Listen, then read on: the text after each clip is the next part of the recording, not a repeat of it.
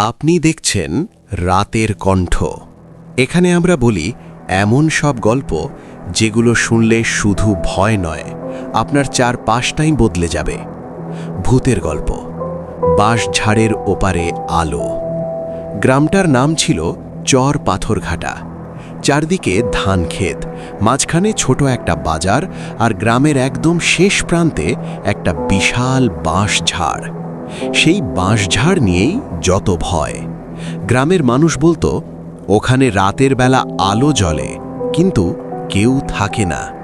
কেউ বিশ্বাস করত, কেউ করত না, কিন্তু কেউ সাহসও করত না রাতের বেলা ওদিকে যেতে। একদিন গ্রামের নতুন একটা ছেলে এলো, নাম রাশেদ। শহর থেকে এসেছে, স্কুলে মাস্টারি করবে। সে এসব ভূতের গল্পে বিশ্বাস করে না। এক সন্ধ্যায় চায়ের দোকানে বসে এসে শুনল গল্পটা। চাওয়ালা বলল, বাবা, বাঁশঝাড়ে রাত 12টার পর একটা মেয়ের কান্না শোনা যায়। রাশেদ হেসে বলল, গ্রামে তো শেয়াল টেয়াল ডাকেই, এগুলোই হবে।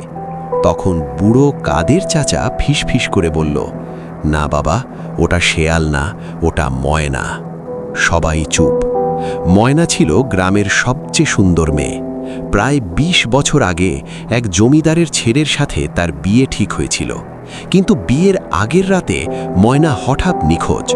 পরদিন সকালে পাওয়া যায় বাঁশঝাড়ের ভেতর গলায় ওড়না পেঁচানো লাশ। কেউ বলেছিল আত্মহত্যা, কেউ বলেছিল খুন, কিন্তু খুনির নাম কখনো বের হয়নি। তারপর থেকেই নাকি ওখানে পূর্ণিমায় আলো দেখা যায়, রাত 12টার পর পায়ের শব্দ আর একটা মেয়ের কান্না। রাশেদ ঠিক করল সে নিজেই যাবে। ভূত থাকুক বা না থাকুক, সত্য বের করবে।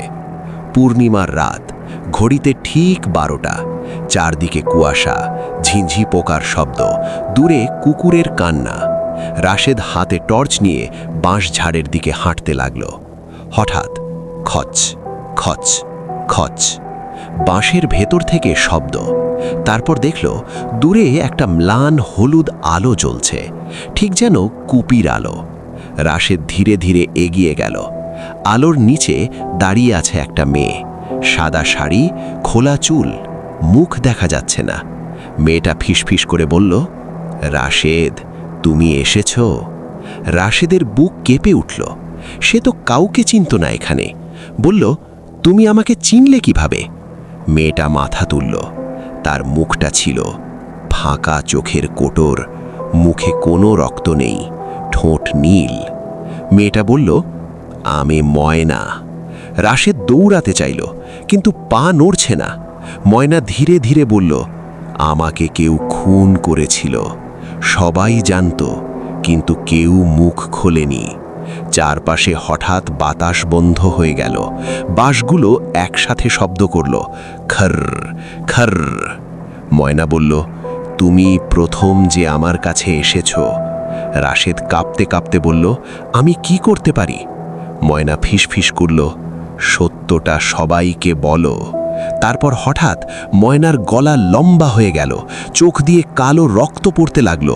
সে চিৎকার করে বলল, না হলে তুমি এখানেই থাকবে।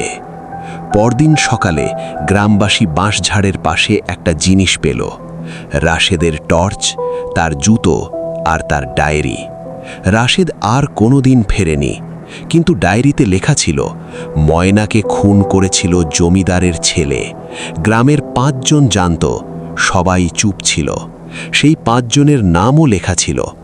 এরপর এক এক করে সেই 5 জন মানুষ অদ্ভুতভাবে মারা গেল।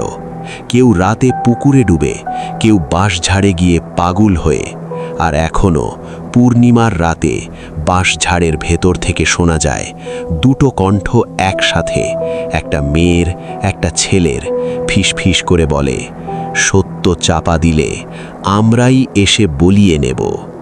বন্ধুরা, আপনি যদি কখনো গ্রাম বাংলার কোনো বাঁশঝাড়ের রাতের বেলা আলো দেখেন, দয়া করে কাছে যাবেন না, কারণ আলোটা হয়তো কুপির নয়, ওটা হয়তো কারো আত্মার ডাক। আপনি যদি এমন ভৌতিক গল্প আরও শুনতে চান, তাহলে এখনই রাতের কণ্ঠ চ্যানেলটি সাবস্ক্রাইব করুন, কারণ রাত নামলেই শুরু হয় সত্যিকারের গল্প।